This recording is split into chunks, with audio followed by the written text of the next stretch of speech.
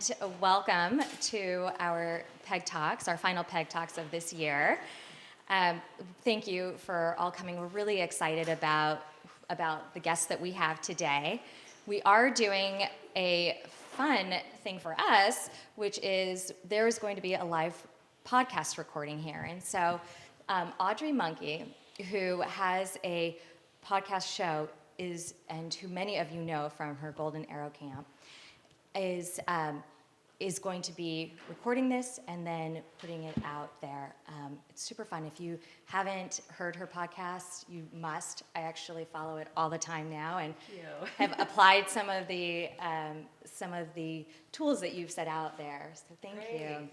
So today's two guests, Audrey Monke of Gold Arrow Camp and Sara Kuljis of Yosemite Sierra Summer Camp, are here. Both camps that I know a lot of us are familiar with, a lot of the kids in this community go to, and where we know that our kids are able to really grow, and the focus of today's conversation is all about grit and connecting to our fall series, this idea of grit being grown outside of our comfort zone. So thank you so much. We're really excited. Within the book, there are multiple chapters. This is one of them, but really seems to be the one that everything else stems from and connects back to a lot of what we're searching for as parents in our community. So thank you so much. We're going to go ahead and listen to both of you talk about this book. At the end, we will have books available for sale, and then Audrey will be signing them for us. Okay, thank you. Which is super fun because I have never signed a book before in my life. This is the first. I'm really excited. We're so happy to be here. A couple things before we get started. I'm actually recording, but we won't start. I do want audience participation. It'll be fun. I've only done one other live podcast recording, and it's fun when I say we're at Pegasus School. You guys have to go, woo, we're at Pegasus School. If you haven't listened to my podcast, it's called Sunshine Parenting, and Sara Kuljis is my most regular guest. She's one of my besties. We have a lot in common because we're both camp directors, and we're both raising kids ourselves. Our kids are probably a bit older than yours. Do you want to introduce yourself and how old your kids are? Sure. I'm Sara with Yosemite Sierra Summer Camp. We also have a day camp in San Juan Capistrano called Emerald Cove Day Camp, and I'm a mom of three. Both of us are married to a Steve. We have so much in common. And my kids now are 21, 19, and 15. So now I've got two in college, and my daughter is starting the high school adventure. High school with the girls, different than high school with my two boys. Remember all that fun stuff? So we share lots of kids in common, and your kids are? My kids right now, my oldest, who, by the way, you might not know this, I was a Pegasus parent myself. So, yeah. It was, and I have to say, I have such fond memories. This was my favorite school that my kids ever attended. We moved from this area in 2004, and I missed it after that every other place we went. My daughter, who's now 25, she's a high school English teacher in Northern California. She started kindergarten here with Mrs. Lessinger in 1999. So, and we had Mrs. Caraba, and I walk past, I just get all the feelings when I see the sign and walk past that pre-kindergarten yard, and just remember Mrs. Caraba teaching how to blow your nose and fold the tissue over just so. And honestly, I recently wrote an article for this place called Challenge Success, and it was everything I needed to learn I learned at summer camp. But Mrs. Caraba taught the kind of pre-kindergarten that taught the things that you really need to learn in life. And so that's what we're all about. We're really blessed being at summer camps. We don't have to worry at all about academics. We don't have any testing of any kind whatsoever. We also, neither of us, our camps don't have any kind of competitive sports. So 100% we're focused on kids' growth and development while they're at camp. And it's just amazing to get to spend our energy and time researching and thinking about how we can help kids grow into just amazing human beings. And so that's why we have so much fun doing this podcast. And we are doing a series right now, if you're interested, on siblings. and sibling conflict, and it's going to end up being probably a 10-part series. Who knows? So much to say. We have so much. We have so much to say. It started with I got 2 listener questions, which, by the way, I love listener questions. We might use some of yours depending on at the end. I have this new voice recorder on my website that if you don't even want to write an email, you can just click on it and send in a question for my podcast, which I'm really excited to use that too. All right. So, do you want to get started? Do you want to do the introductions of the podcast this time? Sure. You do it. Oh, Okay. no, I can do it. You can do it. You do it, babe. Go for it. Okay. All right. Welcome to this episode of the Sunshine Parenting Podcast. We are so excited. I'm here with my regular co-host, Sara Kuljis, and we are recording live at Pegasus School in Huntington Beach.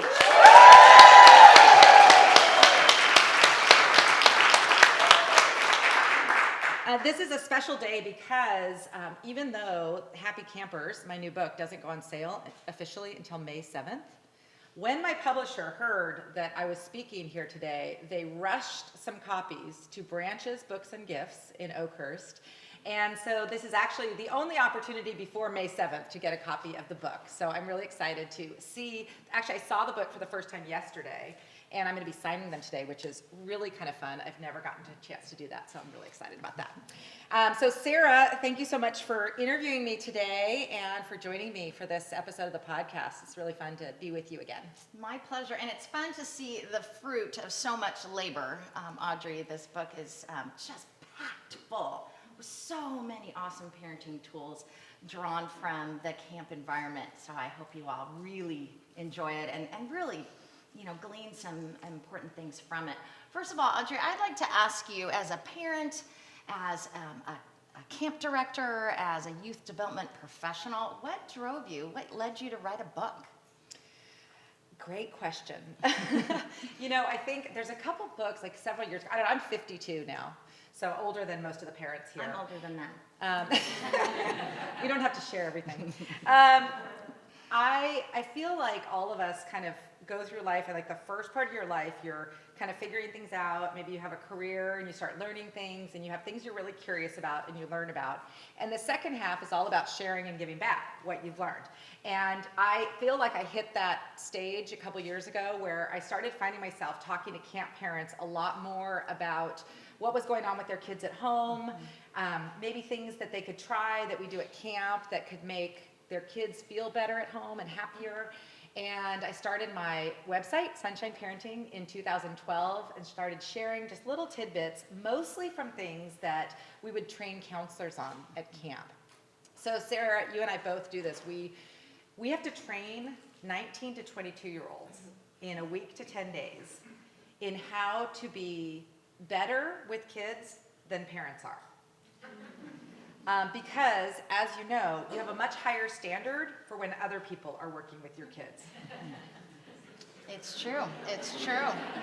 It's true. You wouldn't as a parent, you can be on your phone, and you're with them all the time, so you can do whatever you want. But when you have a babysitter, you don't want that babysitter distracted, not listening, not paying attention to kids. And certainly they can't get angry or yell or anything like that. So I found that a lot of the trainings that we did with our counselors about just basic kind of positive behavior management techniques, Friendship skills. yes, all that stuff was really applicable to parents, and especially parents who never had the opportunity to be camp counselors. And I know that sounds weird. Obviously, we really believe in summer camp. I believe in it even more for the counselors as a great experience, because that experience of having to lead a group, manage kids, learn how to speak and lead positively, learn how to manage conflicts, clean up, throw up. These are skills that are really, really beneficial when you do become a parent at some point later in life. And so I ended up just writing little things about what we teach our counselors that I thought parents could benefit from too. And I started that years ago, and for the first probably 3 years, my sister and my mom read it. And I had a really big fan club. They would respond about things they liked and stuff. And then it just started picking up, and I ended up, it's so fun now at camp. A lot of our camp parents read the blog or listen to the podcast, and it really feels good to be able to just share a little bit of something that just might make somebody's day, week, year just that much better. That's why I do all of this. I love that. Well, in this book, Audrey, and she brings in some of her colleagues and cronies as well, share 9 summer camp secrets, 9 ways that we at camp help grow kids. And some of my favorite chapters are Catch 'em Doing Something Right. And kids are more capable than we parents think they are. Loved those 2 chapters a lot. But why today are we focusing on the chapter of Grit is Grown Outside the Comfort Zone? Well, I mean, it was hard to pick, but I think that as parents, this is perhaps one of the hardest things to do. We have it a lot easier when we have your kids without you, because kids tend to be more courageous and try more things when parents aren't sitting right there. And this is true for my own kids and your kids and everybody's kids. When your parent is there, you still kind of as a parent see your child sort of as the baby they once were. And so when they're about to try something that's a little bit scary, like, oh my gosh, I remember sitting out here with the spelling bee going on stage. And I mean, I was just like, oh my gosh, this is so scary, watching my little like 2nd grader up there on stage. They look at your facial expression and they immediately feel, it's like the mirror neurons are happening. Even if you're trying to smile and look relaxed, your kid will sense, oh my gosh, mom or dad really is nervous right now. They don't think I can do this. And you can't even help yourself as a parent, honestly. And so it's something that we're really fortunate to see a ton of growth in this area at camp. And one of the reasons is because we get to have these kids in an environment where they're suddenly feeling like, okay, maybe I can try this. And they're not gonna look around and see anyone who's like the nervous, still sees them as a 5-year-old, wondering if they can do that. But kids are not at camp for very long. Kids are at camp for maybe a week or 2 of the year. The rest of the time they're with parents, and we must learn how to help them become resilient human beings, even when they're near us. And it's really, really important, and we're seeing sort of a lot of the results of kids who aren't growing that kind of resilience. It comes out when they're teenagers, young adults, as serious mental health issues, because they don't feel that they have the capacity to bounce back from the normal setbacks and problems of life.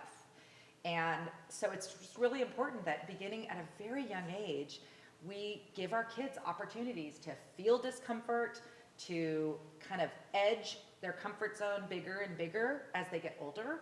And so it's just a really critical thing, and I think it's really important, especially for people with younger kids, to start thinking about this early. Like, how can we just continue to just each year get my kid a little grittier? And knowing that some kids too, like they start like this big of a comfort zone. I have one of those. I know you have. I have one of those. Where every new thing is like torture trying to get them to, going to a new school, trying out for a team. Everything is just so uncomfortable for them. And you actually get better when you have a kid like that, because they have to do things in life. They have to do new things. So kids like that almost naturally grow their comfort zone bigger. But it's actually some of the kids who are so comfortable and have a big comfort zone that need a little more. They do, and we can really be thoughtful about that with even little tiny kids all the way up. If you think of grit as a muscle, you don't start lifting 400 pounds the first time you go to the gym, right? I still don't lift 400 pounds at the gym, but you start small. And my 4-year-old and my 8-year-old and my 13-year-old, little by little, they are, bumping up their weight on their bench press. And it's fun to think of those little ways that even our little tiny humans can be starting to grow their grit muscle.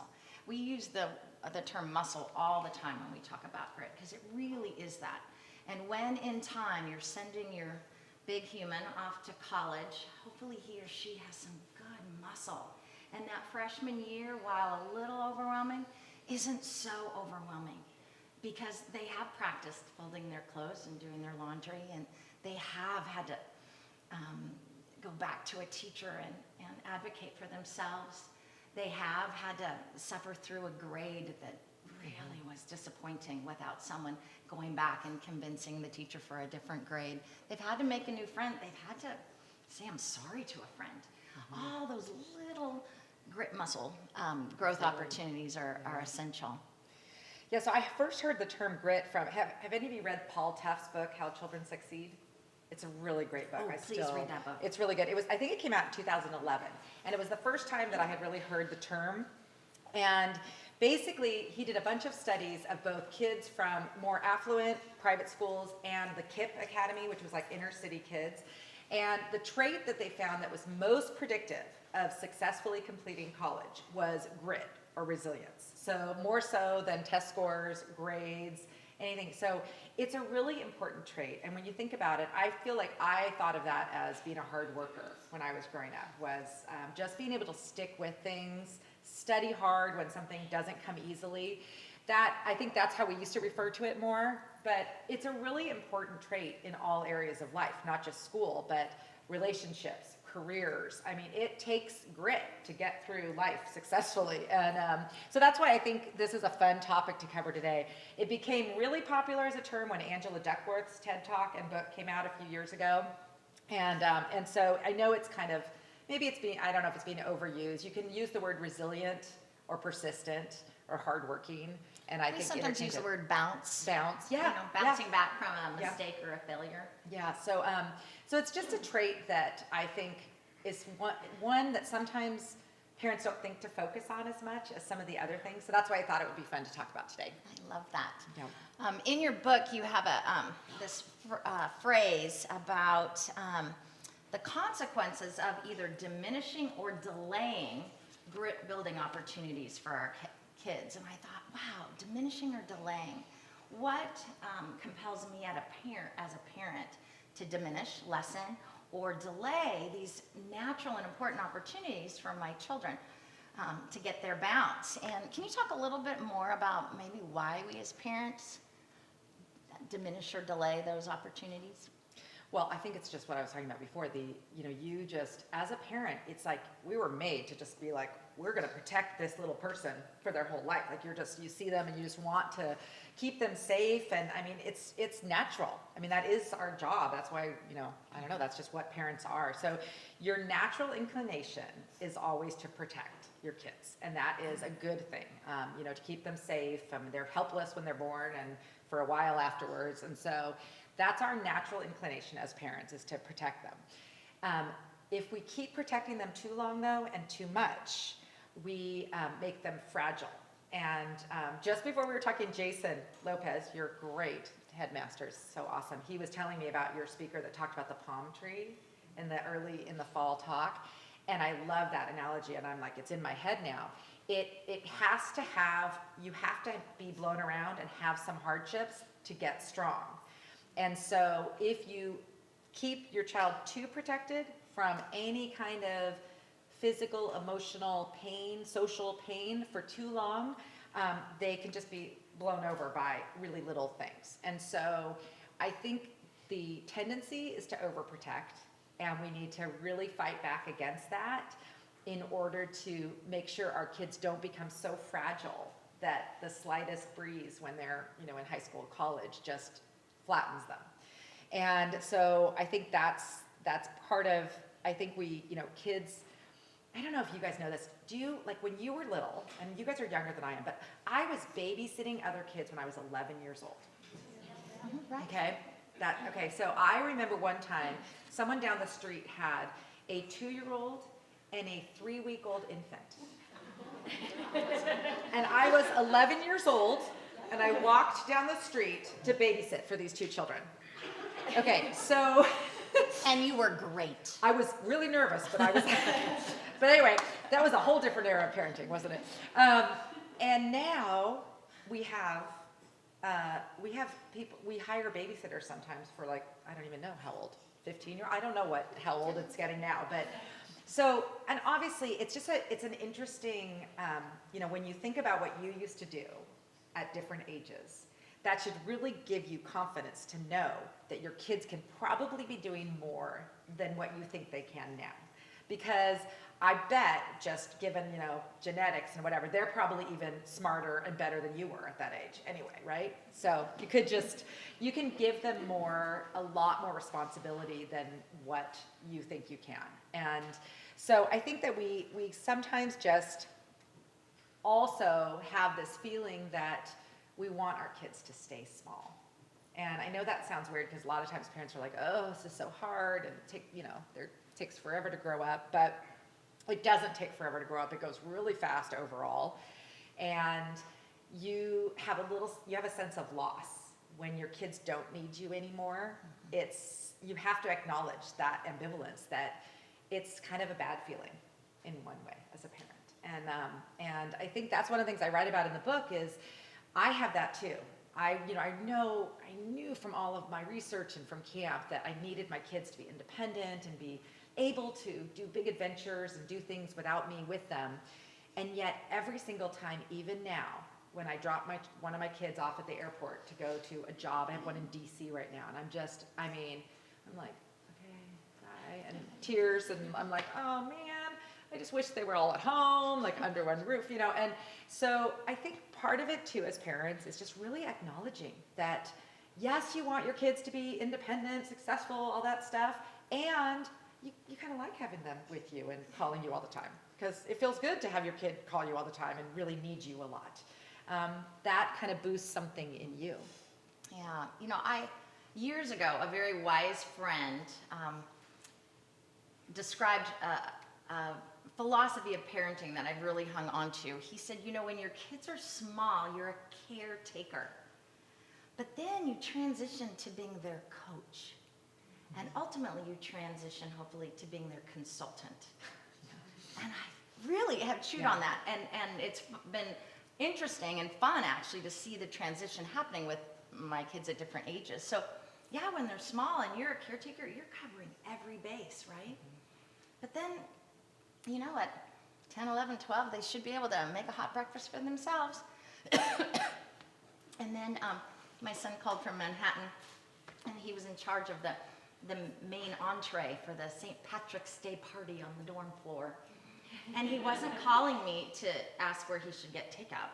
He called to check on a recipe, and I was a consultant for my 19-year-old who was making food for the floor. That has really strengthened me to be able to say, is this a time I'm caretaking? This illness, this friendship, this food, this school project. And now where am I coaching? Yeah, and you almost had that. That was really great. Try this as well. Like a good coach with good feedback. And then as young adults, what an honor that they would check in and say, hey, what do you think about this? I'd like mom and dad's advice. So sometimes that's a way to kind of position ourselves, as we are changing our role with them. And then I move from kind of turning in my loss of them not being that cute little muffin that I used to kiss and squeeze, and instead having the joy of them being a young adult that I really like, that I'm really proud of. And there are a lot of bumps along the way, right? Messy, messy bumps, but that's the bounce. Yeah, totally. And I think too, you also go back into caretaking mode sometimes. I was thinking about when I had my babies and my mom would come and feed me, you can still you kind of drift in and out of those things, and that's good too. That's a great parental thought too, is that they get older and you're doing less of the caretaking, more of the coaching, and then sort of that consultant thing. But you can still, as needed, drift back in, and then guess what happens? We get old, and guess what they become for us? I don't know if any of you are in that stage, but we both are. We are. and things shift, and one day, hopefully they will be reciprocating all that great care that we gave to them. Back on that. Yeah.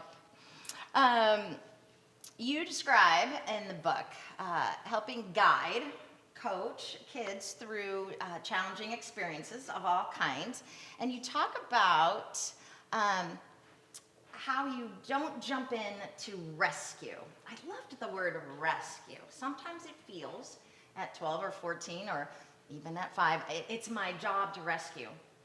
And sometimes it is, and then sometimes it's not. Can you talk a little bit more about that, jumping into Sure. rescue-ness that we as parents feel? Yeah. I think this again goes back to, are we getting our own reinforcement from our role with our kids, or are we parenting our kids in the best way possible? So I think it's very tempting when something goes wrong. I'll give the example of, probably never happens to you, but another kid says something mean to your kid, okay? And you just immediately are like, no one talks to my child that way. And you like get that cape out and you tie it around and you're ready to go. Who are you gonna go get? Am I gonna go get that little second grader who just said this thing? Am I gonna go to the teacher? Am I gonna march into the office, get on the phone? I gotta like talk to someone about this mean comment that someone said to my kid. That is, again, a natural caretaking reaction.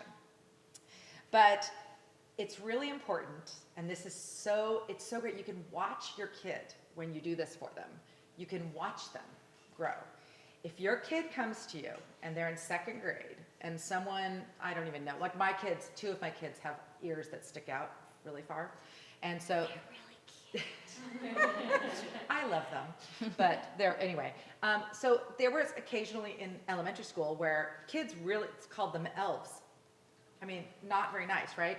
So instead of, I want them to be able to respond on their own. So when they would come to me and say, and they're little, and oh, this kid, I was by the drinking fountain, and this kid called me an elf. So you say, wow, that probably really hurt your feelings. That wasn't very kind. What do you think would make someone say something unkind like that? And you turn it around where they're not a victim. They're this other child kind of lacks social skills, maybe doesn't know how to connect, had a bad day, someone's been picking on them, they're now picking on you. So you don't make your child, it's not all about them and that they are this victim of this meanness. So it's that first reaction is, wow, that sounds really hard. That must feel really bad when someone says something mean. And then the next thing is, what could you say or do next time that happens?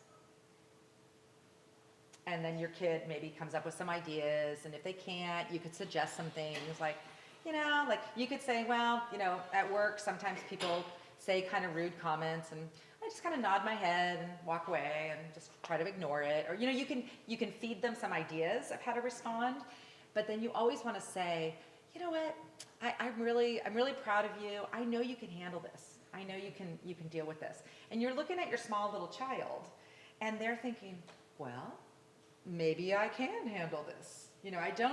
I don't need mom or dad to jump in and come talk to this kid. Because as we all know, when your mom or dad does step in or talk to the teacher, it doesn't usually work out very well for you or in the situation. The other thing that I think Sara would agree on is it's never as clear as it looks as a parent. And this is true when you're looking at your own kids, siblings, and with your kids and their friends. Because we have a little bit of a bias. I don't know if you're aware of this, but you think your own child would never be the one like calling another child an elf at the drinking fountain, right? Your child would never do that. So it's always seems like it's my child, this wonderful, kind, always, perfect person, and then there's these other kids out there where that's not life. We all have our moments. And all of our kids have the capacity, when their feelings are hurt, when they're feeling left out, to say something or do something that's not kind. And I just think that we can do so much for our kids and build their social resilience and grit by letting them know that it is normal to have people do rude things. It happens every day. Someone steps in front of you in line. Someone accidentally throws their pencil and it lands on your desk. Someone knocks your book. These things happen every day in life. Rude things, mean comments. Someone's having a bad day. They make a mean comment to you. This is part of life. And so when your kids are really young, you can empower them and give them the confidence that they have strategies to deal with it. That's the kind of resilience that you really want your kids to have. Because when you think about life, and just all the incidents that you can probably think of in your own life, it's usually not about you. It's about whatever that other person, when they're cutting you off in traffic, when all these things are going wrong, when like you're at a store and the person's really rude to you, it's probably something that happened before you were even there, but they take it out on you. So I want to just spread that message that when you tell your kid, I have confidence in you, you can handle this situation, starting at a really young age, they rise to the occasion. Mm-hmm. They do. We often ask each other the question, what do you think is the other side of the story? Right? What's the rest that we don't know? And it kind of gives us a chance to catch our breath and think, yeah, maybe they were racing to the hospital because, there was an injury and that's why they cut me off. I'm just building that bit of empathy for the other side, I think is helpful. And when we don't crumble, when our kids go through hard stuff, and when we don't panic and rush and rescue, unless it's, physical danger, come on, like the big stuff.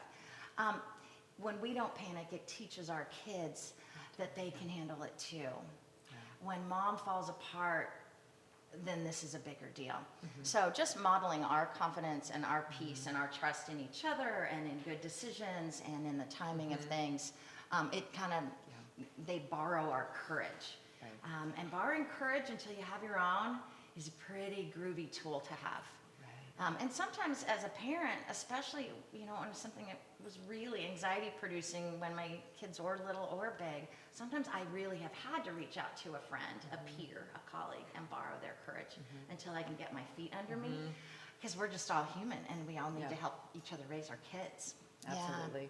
Yeah. Yes. Yeah. I can't believe too, like when you think about how much you need other people like your friends, and I always would say, make sure you have friends who you like the way their kids are turning out, who have kids a little older than yours. That was always a good trick of mine. I'd be like, okay, your kids seem pretty good. What are you doing? It's good to always, and not feel isolated. The other thing that is really valuable is if you can remember your own stories from when you were their age of something that happened, you didn't get invited to a birthday party, or, you fell on the playground and got embarrassed, or I don't know, just if you can share your own stories and your kid can go, wow, look at that.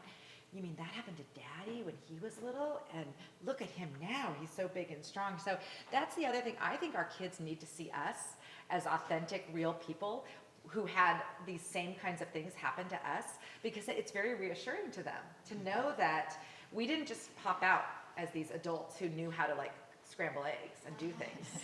We actually had time where, we did things wrong. Like I remember when I was 6, my mom got her appendix out and I was trying to help, and I put it was like a plastic coffee thing. I put it on the stove and started a fire in the kitchen, trying to be helpful.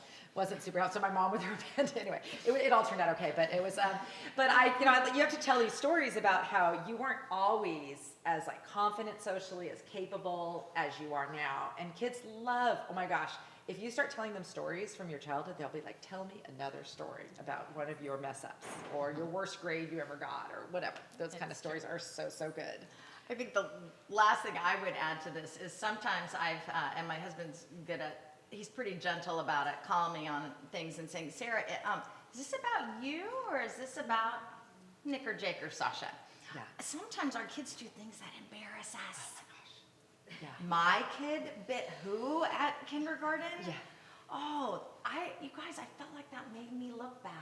Uh-huh. And so I wanted to scramble and cover for it. Mm-hmm. And, I had to remember that I'm a parent doing my darndest too. Mm-hmm. And it's not about my pride and my embarrassment. I needed to say, what's the best thing I can do for this little boy who's learning what to do with his frustration? Mm-hmm.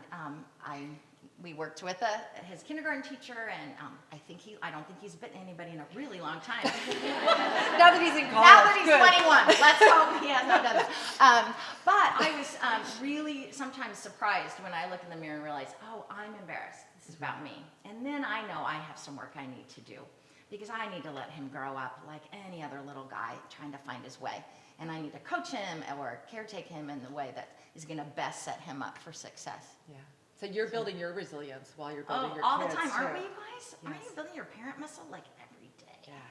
That is a big one. I think it is. One of the things that we can both very much appreciate as camp directors is, we have to sometimes make phone calls about children who have some behavioral challenges of some sort. And there's nothing better than the parent that we call that says, oh no, oh well, when this has happened before, this is what we do, this is something that can be helpful. Yes, for sure, do this, try this. The worst is you call the parent and they're like, well, what did the other children do? Because my child, doesn't do anything unless aggravated. I'm like, yeah, you know what? That is life. Other kids will aggravate you. So you have to figure out your own response and everything else. So I do think it takes some humility as a parent to kind of help our kids through these things. But just know that everybody else has the same things going on, and we all have these same, kind of thoughts about it. So we have this thing, and I just want to quickly cover. So you kind of talked about this, and I think it's the same idea, is when you think about anything you're teaching your children, whether it's and grit, you grow from trying new things, right? So when you're doing something new, I think about teaching kids to drive. You wouldn't just stick your kid in the car and say, okay, have fun. Which is some of the ways that we're sending kids off to college now, is we, keep them home, take care of everything, help them with their college applications, help them with a lot more than that sometimes. And then we fly them across the country, drop them off and say, look, you're independent. That's sort of the model that a lot of people are using right now. And it's not working for kids because they're not having the gradual, the easing of the more responsibility, more independence as they get older kind of thing.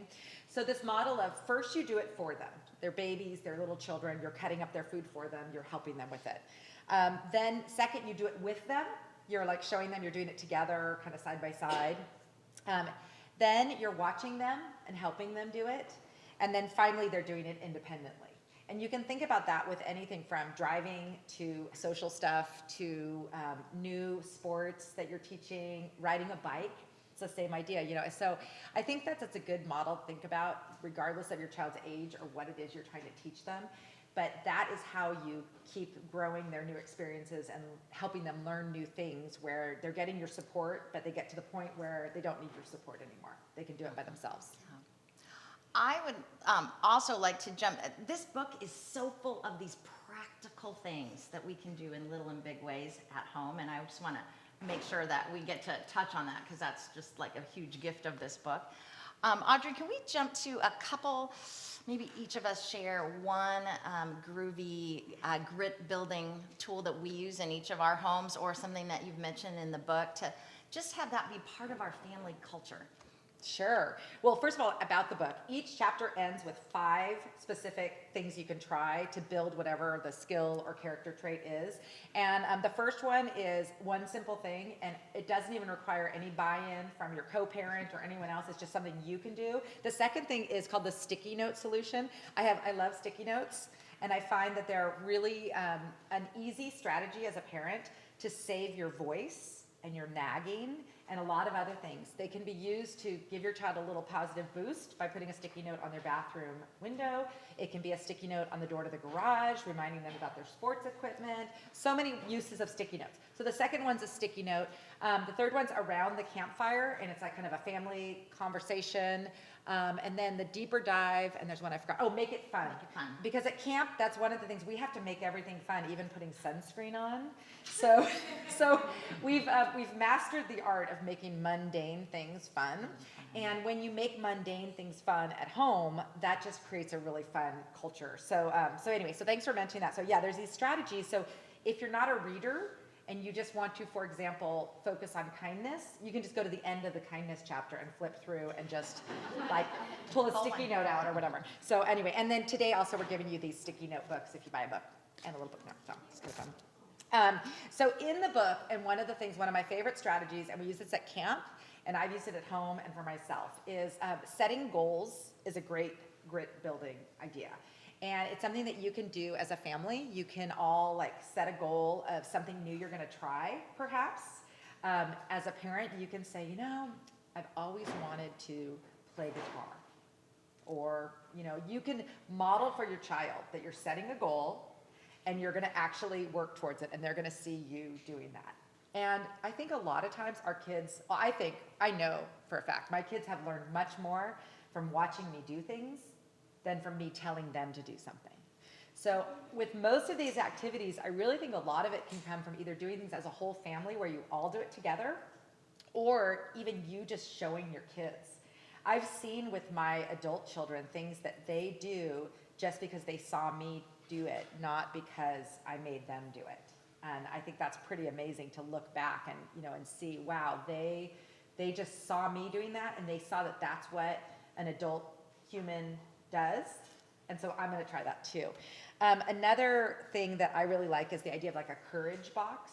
So like say you each have something that you're scared of, that you're going to try new in this year or this summer or this season, and everyone do it, parents and kids. I like that. And then you can like pull them out, like how are we doing on trying our things we're scared of? And those can be, they don't have to be like high risk sports. They can be like smiling and saying hello to someone at the store, or for a shy kid checking out and doing the change at the market, or ordering their own food at a restaurant. It can be their own comfort zone pushing things. But I like this idea of really celebrating courage and saying to your kids, wow, that was awesome. I know you've never done that before, and you really did it great, and I'm so proud of you for trying that. So I think it's just that celebrating courage, I think, is good. How about you? What are your ideas for grit growing activities? One of my favorites has been when we would read stories with the kids when they were young, or when you watch a movie, some television show, and take a moment, pause the show, or pause in the middle of the chapter and say, wow, when we were reading Peter and the Starcatchers to our kids, that really took a lot for Peter to go back and do this brave thing. And to say, what do you think he was feeling when he did that brave thing? What qualities, I didn't use the word qualities, they were too little, what was in him that helped him do that brave thing? And have even a 7-year-old, a 5-year-old name what Peter did. Wow, do you think you could do that? What would it feel like? How would you be strong enough to do that?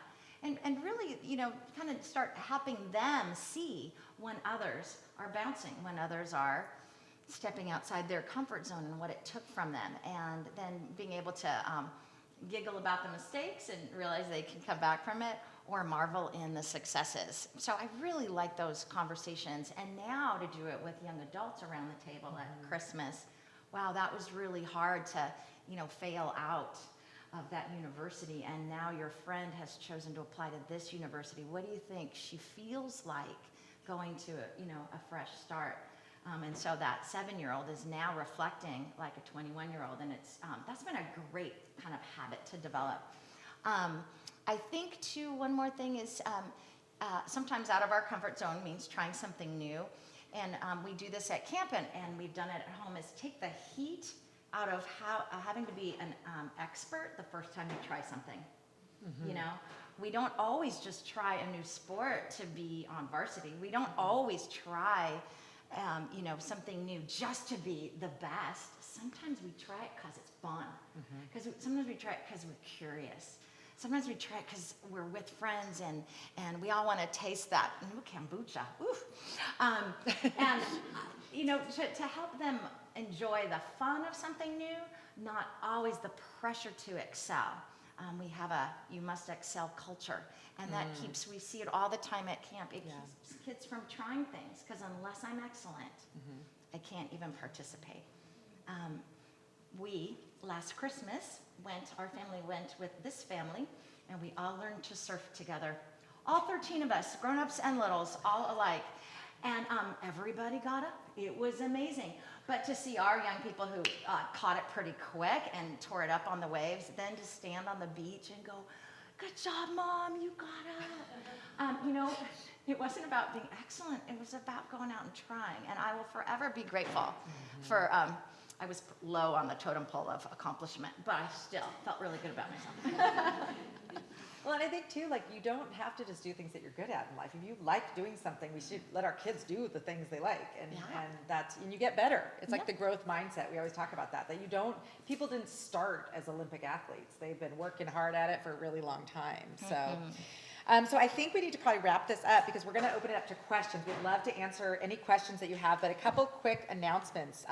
So first of all, thank you so much for coming. This is really fun to get to chat with you. I hope it's helpful to you to just hear from kind of a little bit people who are on the other end of the parenting, still in the process of, and we have our ups and downs, and our kids do too, and they're still not perfect, nor are we. And I just want to reassure you that mostly, if you just relax a little bit, usually things turn out pretty well for your kids. I know there's a lot of tension around having to do things a certain way. I really hope this book just gives some ideas and suggestions for just little things you can do to make family life more connected, happier, more fun. But it's certainly not a book that tells you to do or not to do certain things. It's just giving you some ideas and sharing just some little things and tips that I've learned from now 34 years at camp. And I did interview a lot of other camp directors too, including Sara. So there's ideas from a lot of other camps. And so I hope you'll enjoy that. Also, just for fun, Sara and I are doing a parenting workshop at the end of September. It's based on some stuff in the book, but also some workshops. Sara's a strengths coach through the Gallup. And she's done a lot of work with teams and families on figuring out your individual strengths and how you all work together and that kind of thing. And it's really fun. Many of the things that I've learned that are really helpful in a family are from the business world. And if you are in any kind of business or management role and you read books, they all work for your family too. So all the things that you can do at work to give growth mindset praise to your employees, those same things work at home. So if you already work in an area where you're supervising other people, that's really good parenting skills right there too. So anyway, just want to let you know that too. It's not a separate thing. You don't have to read separate books. It's all the same. Leadership, parenting, all that, it all is the same. In your family, you're leading your family, just like in your business or whatever else, or classroom, you might be leading them. So anyway, thanks so much for joining us today for the podcast, everybody.